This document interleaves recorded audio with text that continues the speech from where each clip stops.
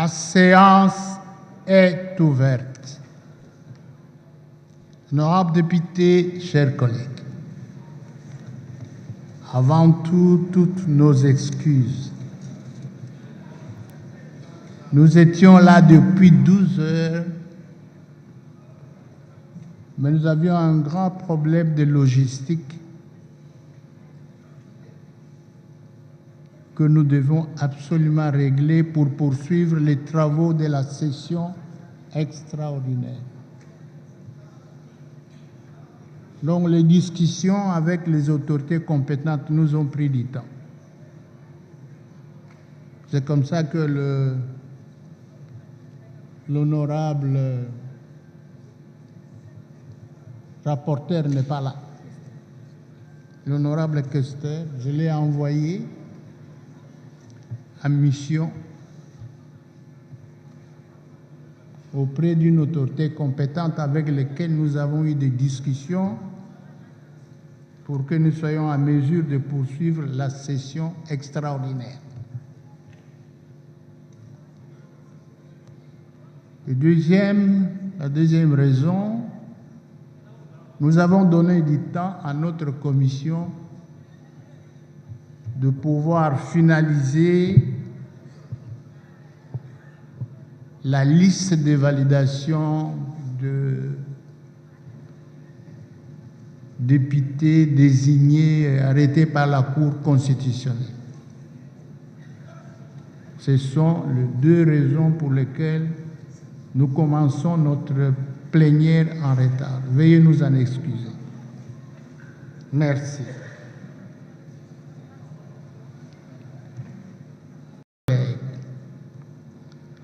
La vérification des signatures apposée sur la liste de présence renseigne que 270 collègues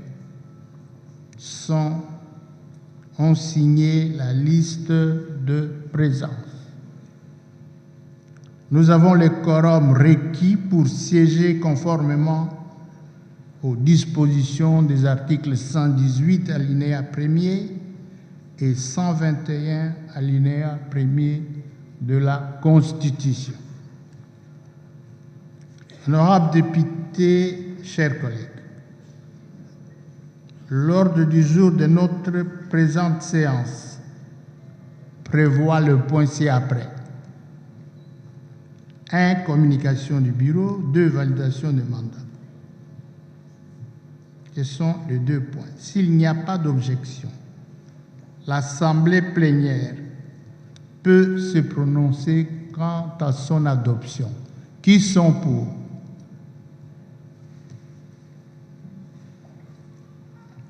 Merci. Qui sont contre? Qui s'abstiennent? Au vu du résultat des votes, l'ordre du jour est adopté. Entre parenthèses, à la fin, nous aurons un huis clos. À la fin de la plénière.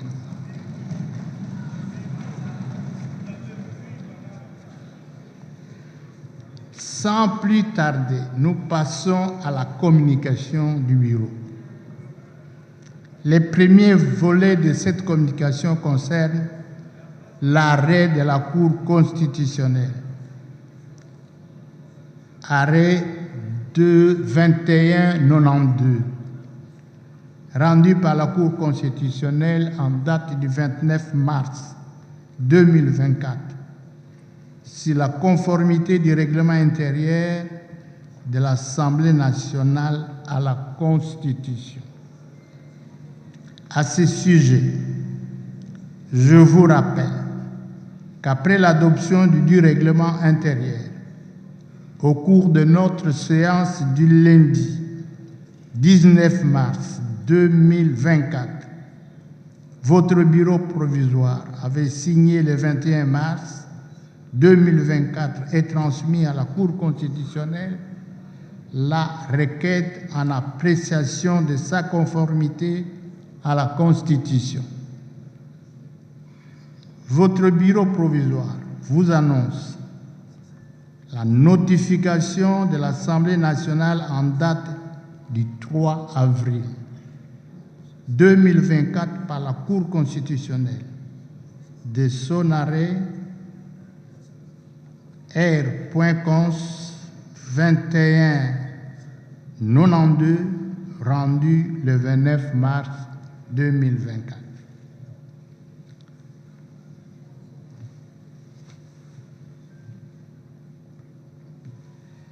Je passe la parole à l'honorable secrétaire rapporteur pour nous donner lecture du dispositif de cet arrêt. Vous avez la parole, chers collègues. Merci, honorable président, pour la parole.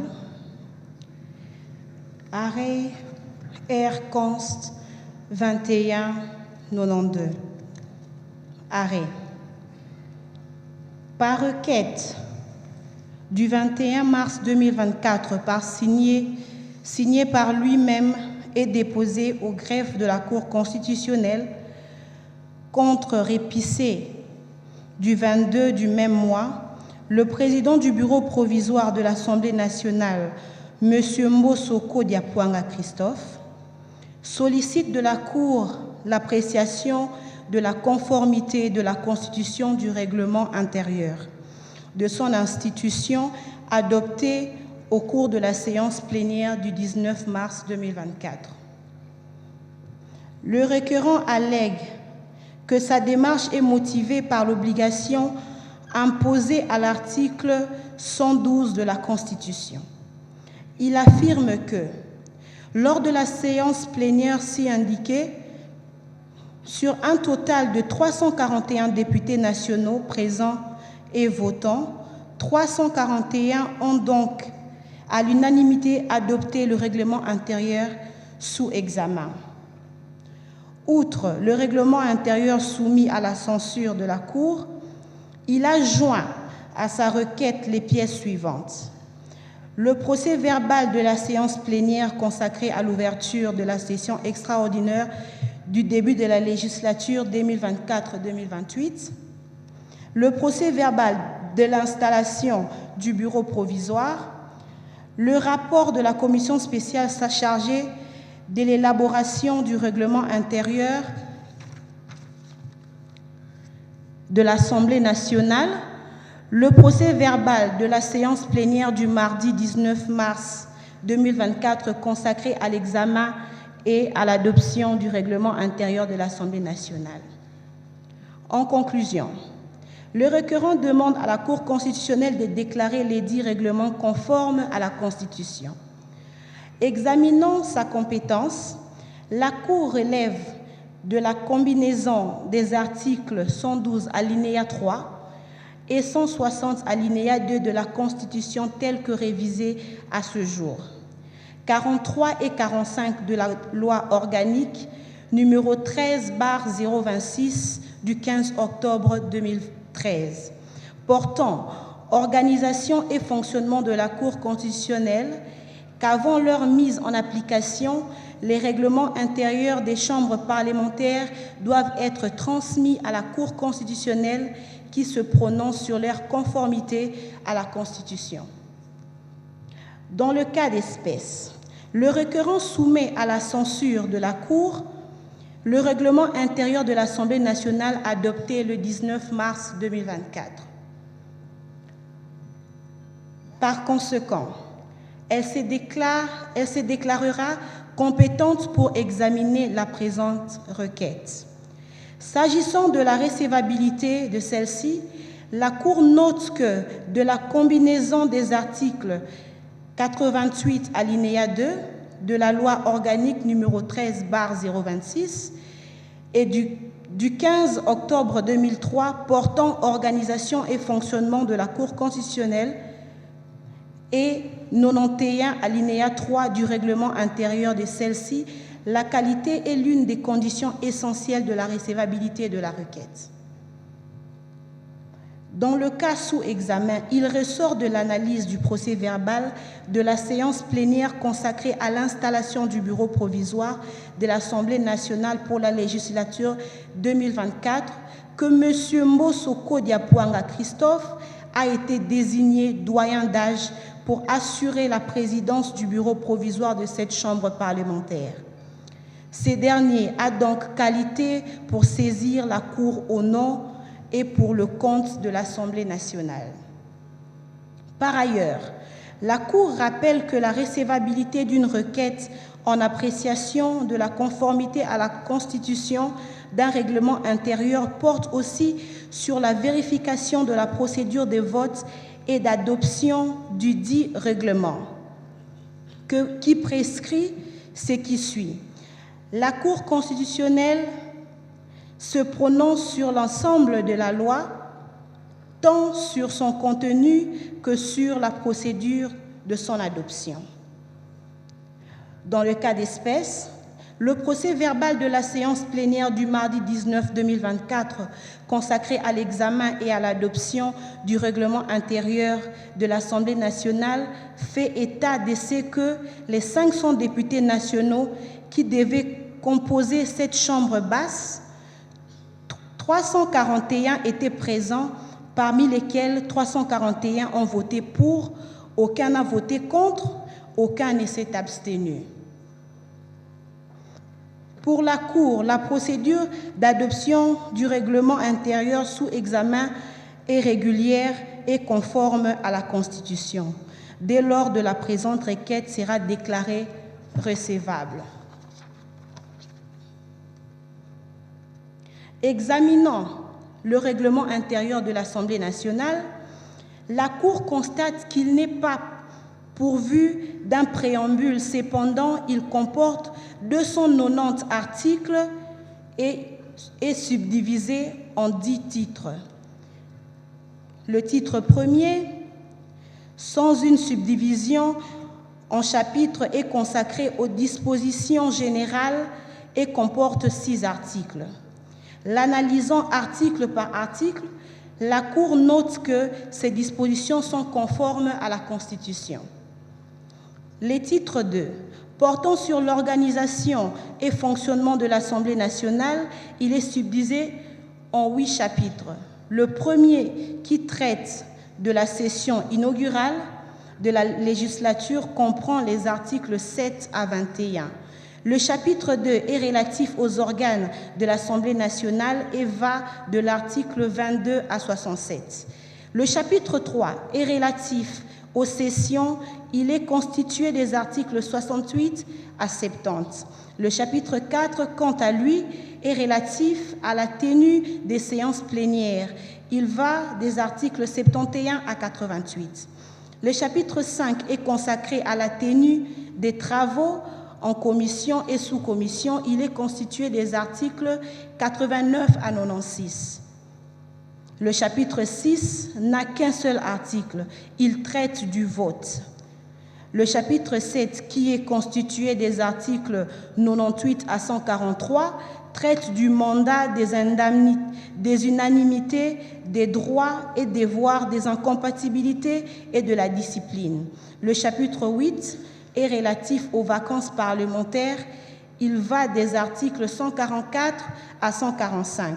Le chapitre 9, quant à lui, traite des finances de l'Assemblée nationale. Il est constitué des articles 146 à 150. De l'étude des articles du titre 2, il ressort qu'aucun n'est contraire à la Constitution, sous réserve pour les articles 27 alinéa 2 et 142. En effet, l'article 27 alinéa 2 est formulé de la manière suivante. Sans préjudice des dispositions de l'article 26 ci-dessous, les candidatures aux différents postes du bureau définitif sont présentées respectivement par la majorité d'une part et d'une autre par l'opposition auprès du président du bureau provisoire dans les 72 heures suivant l'ouverture du dépôt des candidatures. Cette disposition doit être entendue dans le sens de l'article 13 de la Constitution qui interdit toute discrimination quant à l'accès aux fonctions publiques, notamment en raison des convictions politiques, en prenant dûment en compte les droits des non-inscrits qui peuvent aussi postuler. S'agissant de l'article 142, cette disposition est libellée comme suit. Tout autre manquement et comportement de nature à ternir l'image de l'Assemblée nationale non prévu par le présent règlement intérieur, dont un député se serait rendu coupable, quel que soit le lieu, est apprécié et sanctionné par l'Assemblée plénière saisie par le bureau, un député ou comité de sages. La réserve tient de ce qu'il doit être entendu qu'avant d'appliquer la sanction disciplinaire pour les fautes prévues dans cette disposition. Les députés poursuivis doivent bénéficier du droit de présenter ses moyens de défense, et ce, conformément à l'article 19, alinéa 3 de la Constitution. Le titre 3 est relatif à la procédure législative et comprend 3 chapitres. Le premier présente la procédure législative ordinaire reprenant les articles allant de 151 à 167. Le deuxième porte sur la procédure législative spéciale reprenant les articles allant de 168 à 175. Et le troisième qui traite de la participation des membres du gouvernement aux travaux de l'Assemblée nationale reprend les articles 176 à 178. De l'analyse de ces articles, la Cour relève qu'aucune de ces dispositions ne porte atteinte à la Constitution. Le titre 4, intitulé « Des moyens d'information de contrôle parlementaire, du contrôle budgétaire, du suivi et évolution de la Cour des comptes et des institutions d'appui à la démocratie » est subdivisé en 5 chapitres. Le chapitre premier a trait aux moyens d'information et constitué des articles 178 à 200. Le chapitre 2 est relatif aux moyens de contrôle parlementaire et il comprend les articles 201 à 219. Le chapitre 3, à son tour, traite du contrôle budgétaire et comporte l'article 220. Le chapitre 4, quant à lui, aborde la question du suivi et évaluation et n'a que l'article 221. Enfin, le chapitre 5 fixe le rapport entre l'Assemblée nationale, la Cour des comptes et les institutions d'appui à la démocratie. Il comprend les articles 222 à 233. Dès l'étude de ces titres, il se relève qu'aucun de ces articles ne déroge à la Constitution. Le titre 5 est intitulé « De l'engagement et de la mise en cause de la responsabilité du gouvernement » et comporte 2 chapitres. Le chapitre premier est relatif à l'engagement du gouvernement. Le chapitre 2 traite de la mise en cause de la responsabilité du gouvernement et il est constitué des articles 234 à 236. Aucune disposition de ces titres n'est contraire à la Constitution. Le titre 6 n'a qu'un seul article, à savoir l'article 237. Aborde la question de la mise en accusation de membres du gouvernement, autre que le Premier ministre. Cet article est conforme à la Constitution.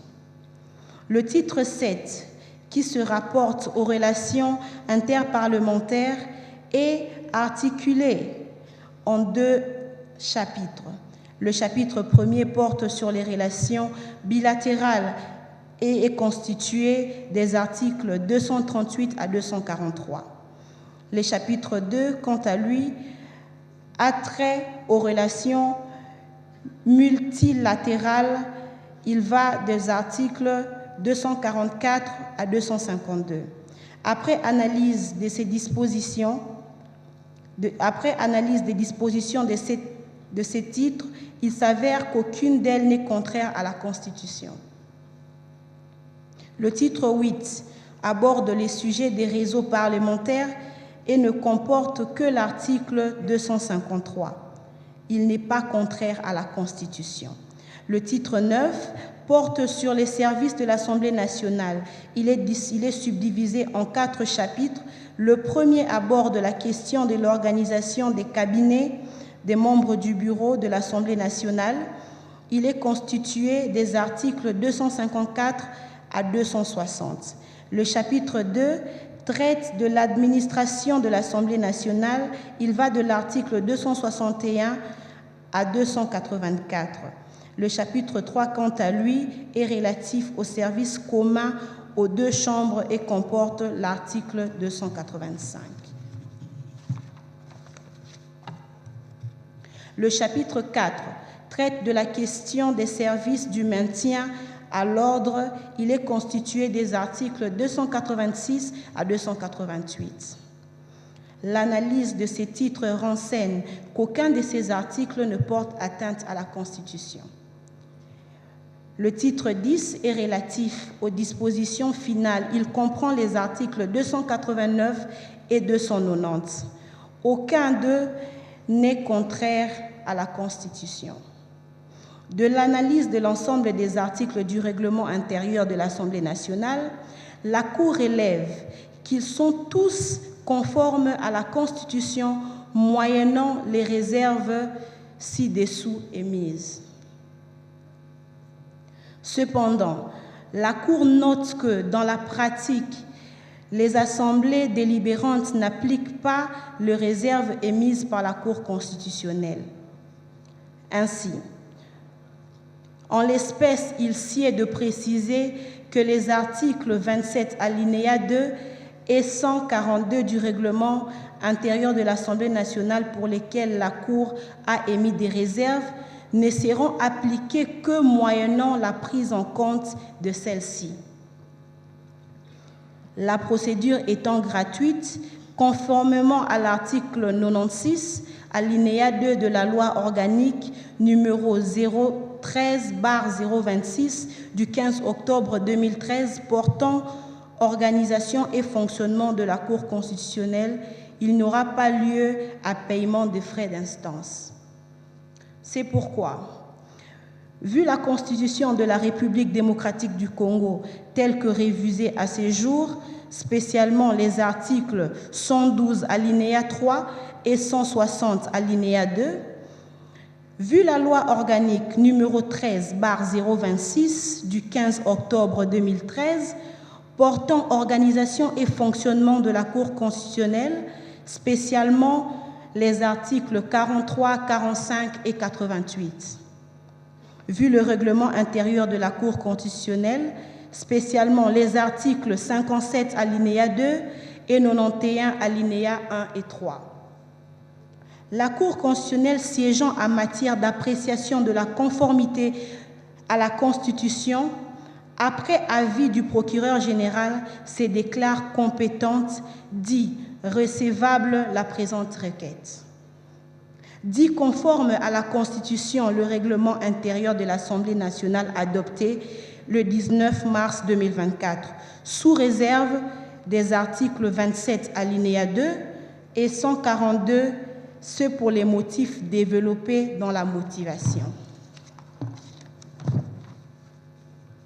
Dit qu'il n'y a pas lieu à paiement des frais, dit que le présent arrêt sera signifié au requérant, au président de la République, au président du Sénat et au Premier ministre.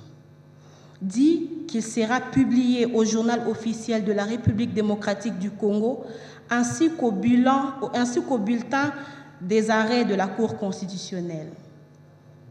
La Cour a ainsi délibéré et statué à l'audience publique de ce 29 mars 2024 à laquelle ont siégé Madame et Monsieur Kamuleta Badibanga Dieudonné, président, Wasenga Ntsongo Corneille, Mavungu Mvumbi Dingoma, Jean-Pierre, Bakona Wipa Bonjali François, Kalume Asengo Chesi Alphonsine, Jalar Yuma Bahati Christian, Manza Andia Dieudonné, juge, en présence du ministère public représenté par l'avocat général Kongolo Ilunga, avec l'assistance de Madame Viviane Ngalula, greffière du siège. Le président, son Excellence Kamuleta Bandibanga Dieudonné. Les juges, son Excellence Wasenda Songo Corneille, son Excellence Mavungu Mvumbi Dingoma Jean-Pierre, son Excellence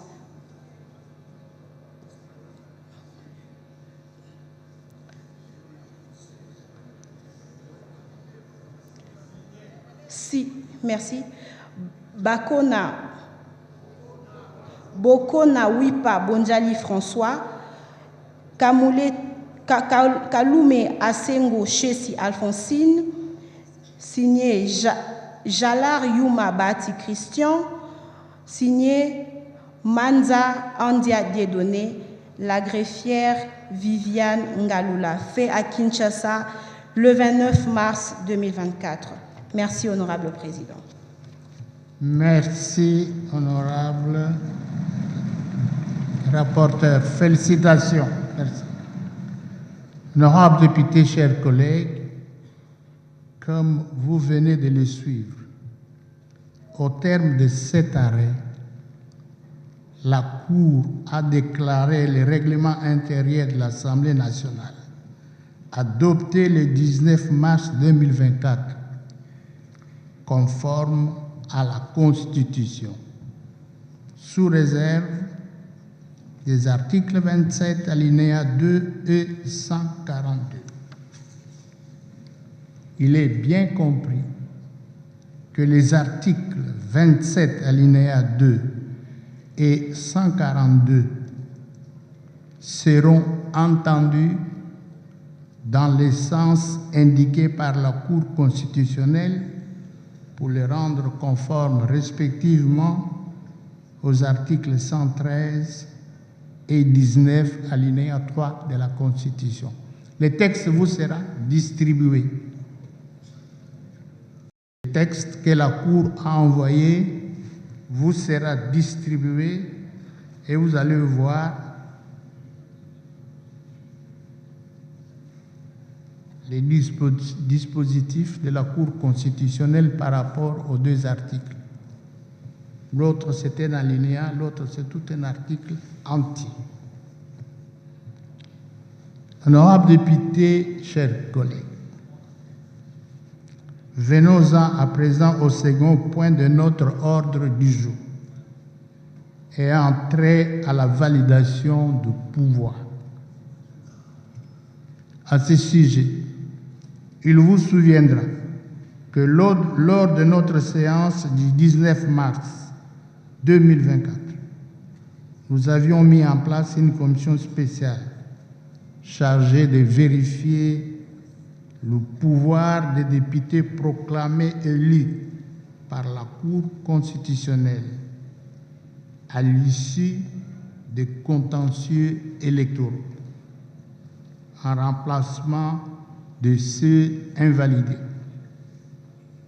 À ce stade, il est question d'examiner ces points à la lumière du rapport de cette commission spéciale.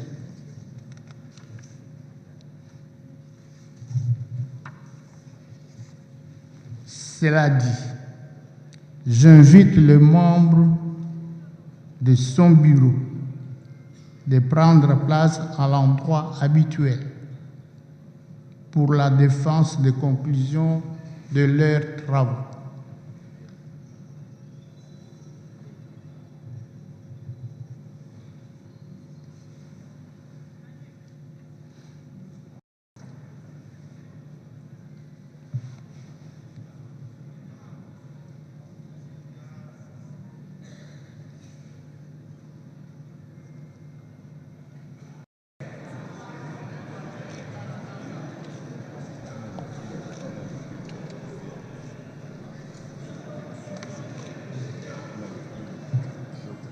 Honorables députés, chers collègues, Désormais, ils siégeront à l'Assemblée nationale en qualité de députés nationaux.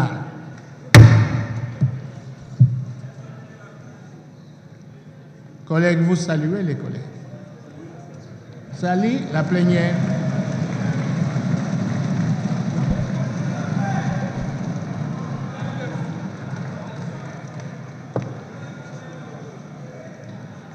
À présent, je vous demande d'aller occuper chacun un siège dans la salle. Récupérez vos places, collègues. Merci, collègues. Merci. On se verra après. Merci. Félicitations. Félicitations, collègues. Merci.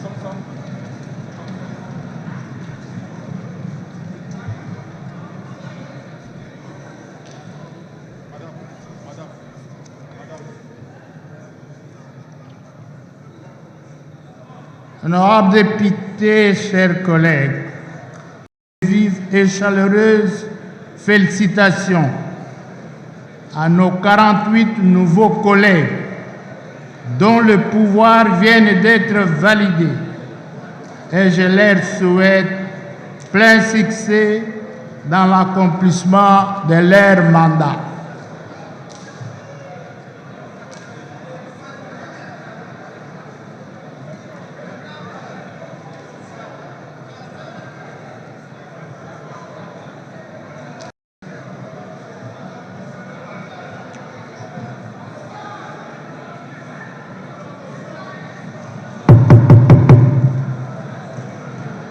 Asseyez-vous, collègues, s'il vous plaît.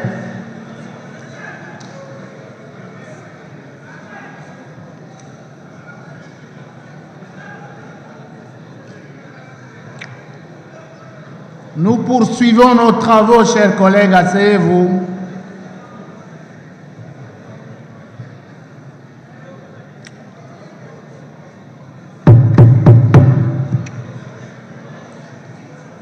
Nous poursuivons nos travaux. Non, collègues, asseyez-vous, nous sommes en pleine plénière. Asseyez-vous à la fin. Asseyez-vous à la fin, collègues. Je vous en prie, collègues, asseyez-vous.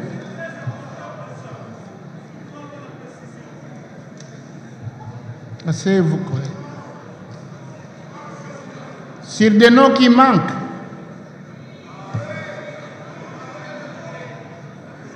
Sur des noms.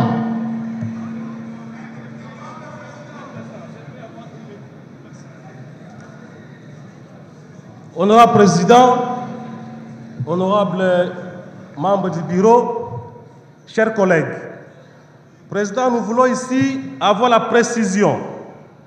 Nous avons la conclusion de la commission spéciale d'évaluation du pouvoir.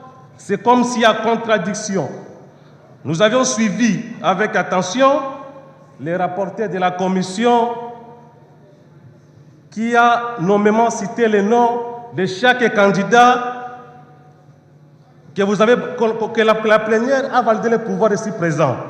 Il s'est fait malheureusement, nous avions constaté que la commission avait cité les noms de l'honorable Kolongo Darouez élu, mais vous avez plutôt cité, honorable, les noms de l'honorable Ibrahim Nassibou.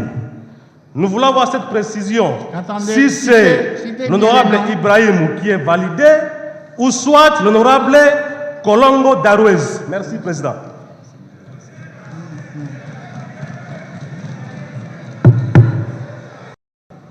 Non, asseyez-vous, s'il vous plaît.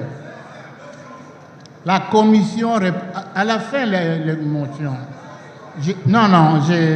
Excusez-moi, collègue.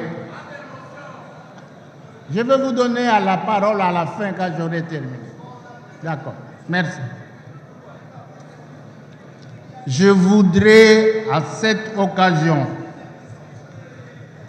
attirer l'attention des collègues sur le fait que ceux d'entre eux qui exercent présentement les fonctions incompatibles avec les mandats des députés nationaux doivent se prononcer dans un délai de 8 jours, à dater de ce vendredi 5 avril 2024.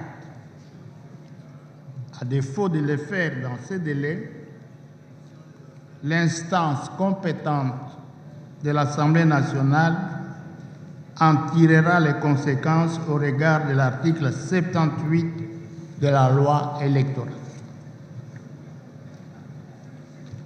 Pour mémoire, cet article est libellé ainsi qu'il suit. L'élu qui fait l'objet de l'une des incompatibilités visées à l'article 77, point 1, 3, 4, 5, 6, 7 et 9 doit opter dans les 8 jours de la validation des mandats entre son mandat et les autres mandats qu'il exerce. S'il opte pour son mandat, il en avise par lettre dans les mêmes délais les bureaux de l'Assemblée nationale. À défaut de se prononcer dans les délais fixés, il est présumé avoir renoncé à son mandat. Fin de citation. Honorables députés, chers collègues, voici arrivés au terme de nos travaux. Nous vous remercions pour votre participation active, mais à la fin, nous avons un huis clos. Alors, avant le huis clos, si vous voulez, avant que je lève la séance, il y a un collègue qui a demandé la parole par motion, je ne sais pas.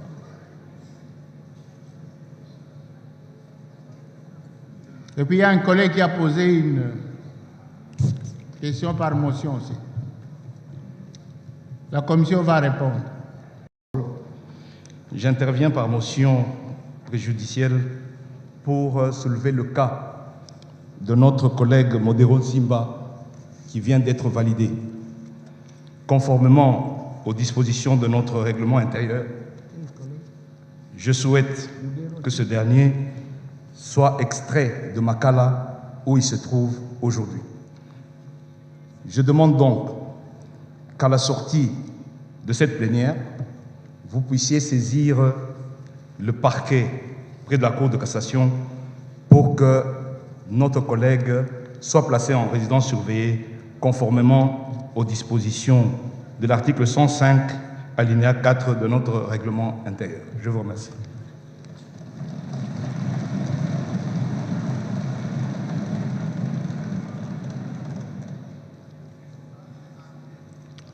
La commission, pas à cette question, à l'autre question, pas à celle-ci.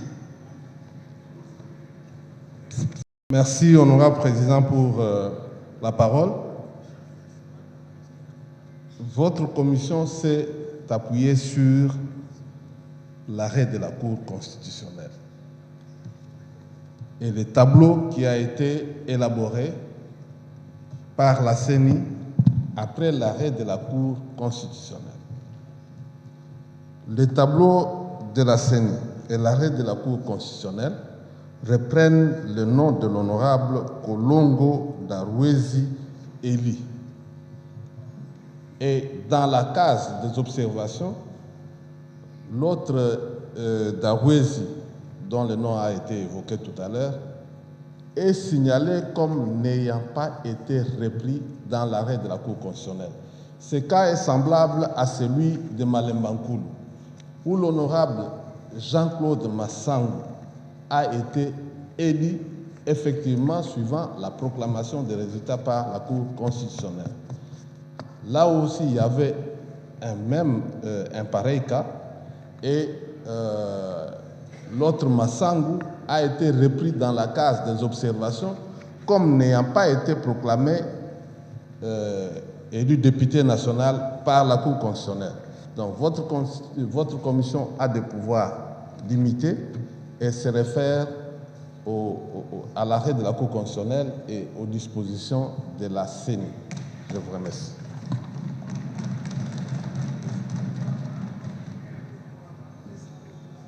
Merci, honorable président de la commission,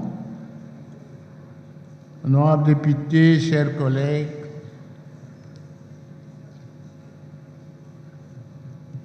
J'ai entendu la demande du collègue, nous avons entendu. Il n'est pas seul, d'ailleurs, il y en a deux. Voilà. Nous avons entendu.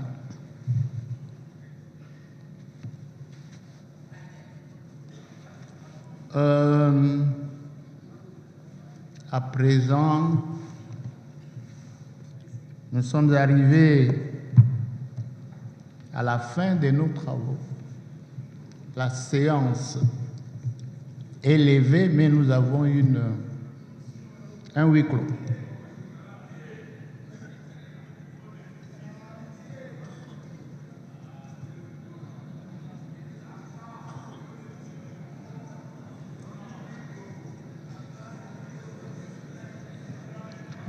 La séance est levée.